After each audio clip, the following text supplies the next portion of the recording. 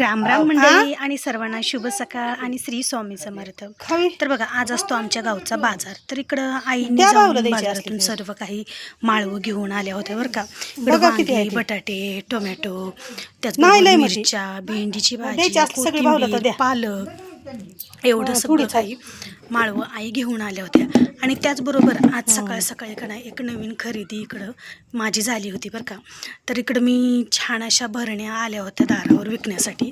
तर मला ना ह्याचा आकार म्हणजे आवडला आणि छान पण अशा या डब्बे वाटले.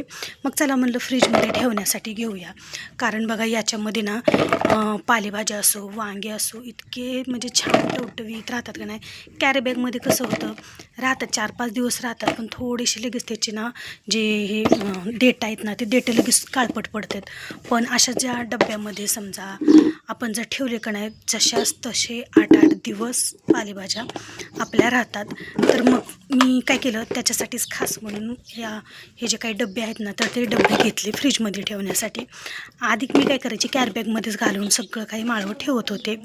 पण चला म्हणलं घेऊ तर, आणि जेवढे दिवस वापरणं होईल तेवढे दिवस वापरायचं. नाहीतर मग पुन्हा जर समजा असं तसं वाटायलं, नीट व्यवस्थित राहत नाहीत असं जर वाटायलं की मग आपलं काय ठेवायचं, डाळीदुळी ठेवण्यासाठी यूज करायचं. आता स्वयंपाक तर झाला होता सगळा. चला म्हणलं आता नेमकी भाजी कशाची करावी बरं. कारण चपात्या केल्या होत्या, भाकरी केल्या होत्या आणि इकडं चुलीवर दूध तापायला ठेवलं होतं. आता भाजी याच्यापैकी काहीतरी बनवावी म्हणलं. तर मग सगळ्यात आधी काय म्हणलं, तर कोथिंबीर नीट करून ठेवावी. कोथिंबीर अशा प्रकारे नीट करून डब्यामध्ये पॅक ठेवली का नाही, तर चांगली नीट छान अशी कोथिंबीर ताजी टवटवीत अशी राहते. आणि राहतेच बरं का. तर तुम्हीसुद्धा नक्की ट्राय करून बघा. आणि ह्या भरण्या मी आज घेतल्या होत्या. भरण्या म्हणा किंवा डबे म्हणा घेतले होते. तर तुम्हाला कसे वाटले नक्की सांगा बरं, तुम्हाला आवडल्या का. आणि जास्त काही याची किंमत नाही, अगदी कमी प्राईजमध्ये ह्या डबे भरण्या भेटलेल्या आहेत. आणि इकडं माझं चालू होतं कोथिंबीर गावरान आहे का सरकारी आहे बघण्यासाठी. कारण गावरान कोथिंबीरीचा का नाही लगेच घमघमाट असा वास सुटतो. आणि इकडं कोथिंबीर गावरानच होती बरं का. तर मग सगळी काही छान अशी कोथिंबीर निसळून ठेवावी म्हणलं डब्यामध्ये. आणि फ्रीजमध्ये आता ही डब्बी बसतील का नाही असा विचार चालू आहे माझा नीट करता करता. पण बसतीलच, कारण फ्रीजमध्ये कसं जो खालचा माळवं ठेवण्यासाठी जो मोठा डब्बा म्हणजे असतो का नाही, तर तो मी काढून ठेवला होता. कारण इरजण जे लावलेलं दही असतं, तर ते इरजणाचं डब्बा त्याच्यात बसत नाही. किंवा ताक जर केलेलं असलं का नाही, तर ते ताक थंड राहावं म्हणून मी काय करते, फ्रीजमध्येच ठेवते. तर ती फ्रीज, नंतर दुधाचं पातेलं, नंतर पालेभाज्या, बरंच काय असतं. मग त्याच्यामध्ये ही भरण्या बसतील की नाही असं वाटत होतं. पण चला तुम्हाला नक्कीच दाखवल त्या भरण्या त्याच्यामध्ये नीट व्यवस्थित बसल्या का नाही त्या. आता इकडं माझं आणि त्यांचं बोलणं चालू होतं. त्यांचं म्हणणं होतं की बायकांजवळ पैसा असला की बायकांचा हात काय गपचीप बसत नाही. दारावर काही पण आलं की यांना घ्यावंच वाटतं. तर हो, घ्यावं वाटतं बरं का. काही पण दारावर आलेलं, एकसुद्धा दारावरची बाई असो माणूस असो, तो रिकामा काही जाऊ देऊ वाटत नाही. काहीतरी नवीन असेल, काहीतरी नवीन आपल्या घरासाठी घ्यावं असं प्रत्येकालाच वाटत असतं. आणि त्यातलीच मी पण आहे बरं का. तरी पण माझी जास्त प्रमाणात मी काही असं घेत नाही. पण ह्या भरण्या मला आवडल्या होत्या म्हणून घेतल्या. मग त्यांचं म्हणणं होतं हातात पैसा असला की असं होतं, काही पण घ्यावं वाटतं, अशा प्रकारे तुम्ही पैसा खर्च करतात असं काही बाई म्हणत होते.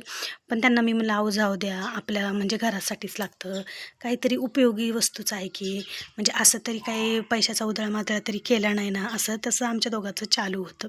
तर चला असू द्या, शेवटला ते मान्य झाले की जाऊ द्या.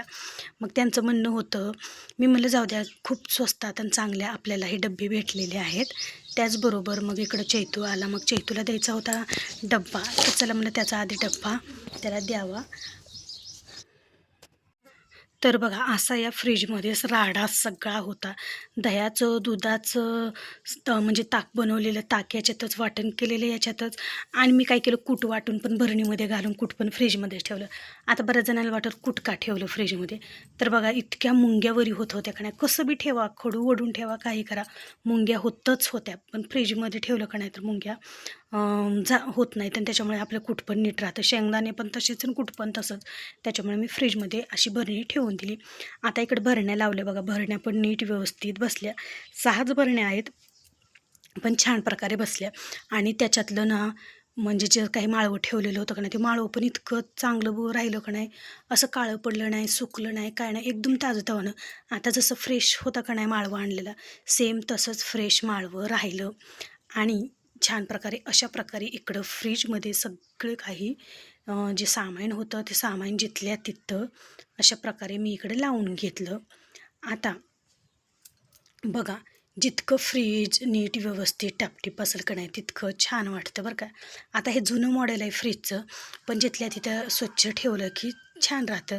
आणि मी अशा प्रकारेच सारखंच फ्रीज पुसून घेते.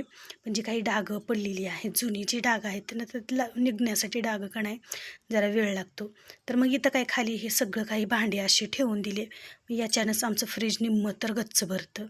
मग अशा प्रकारे इकडं सगळी काही भांडी म्हणजे फ्रीजमध्ये लावून झाली आणि नीट छान असे व्यवस्थित पण बसले.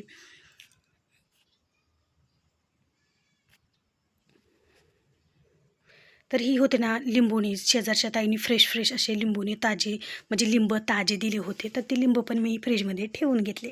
तर अशा प्रकारे बसतील की नाही असं डबे वाटत होते, पण चांगले प्रकारे इकडं डबे बसले. आणि अशा प्रकारे सगळं काही जिथल्या तिथं फ्रीजमध्ये ठेवून दिलं. तर आज आमच्या शेतात म्हणजे पेरणी चालू आहे बरं का. आता पेरणी चालू आहे, सगळ्यात आघाडी पेरणी करायला म्हणलं पेरायचं तर झालं, एवढंच बघा थोडंसं राहिलं की पावसाने इतकी जोरदार हजेरी लावली का नाही. आता पेरायचं नेमकं कसं होतं राहतं नक्की बघा. कसं अर्धच राहिलं पेरायचं, थोडंच राहिलं वाटतं की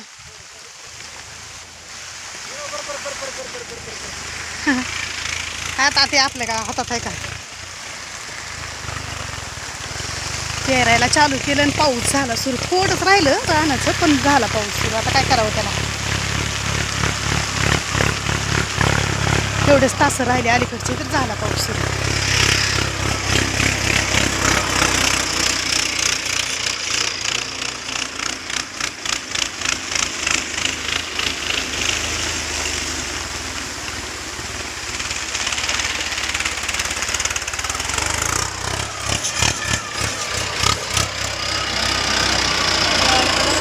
आज पाऊस आला तरी पावसात मला भिजायचं आहे. आज काय नाही, आज शेतात आले, आज हमखास पावसात भिजायचं. घरी तर भिजली पण शेतात भिजायची मजाच वेगळी. चला बघू भिजणं होतंय का नाही, काय होतंय ते.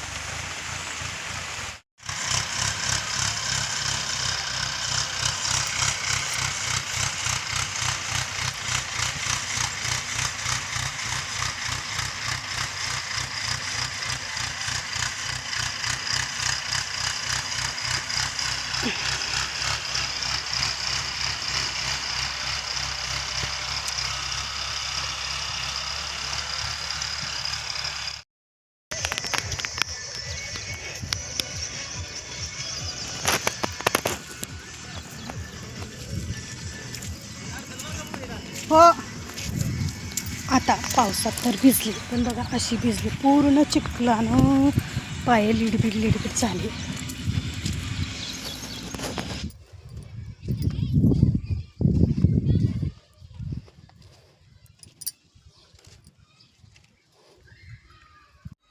आता दुसऱ्या दिवशी चालू होतं आमचं काम. जे ट्रॅक्टरमध्ये जी बी सांडलेलं होतं का नाही, तर ती काढत्या वेळेस इतकं सोयाबीन खाली सांडलं होतं का नाही. तर घरातली सगळी काही कामं आवरली. मग आई, मी आणि हे आमच्या तिघांचं काम चालू होतं. जे सोयाबीन गळालेली आहे तर ती सोयाबीन मग वेचून घ्यायची. तर बघा काहीही वाटोळं होऊ देऊ वाटत नाही बरं का आधीच्या माणसांना, आणि त्यांच्याबरोबरच मलाही.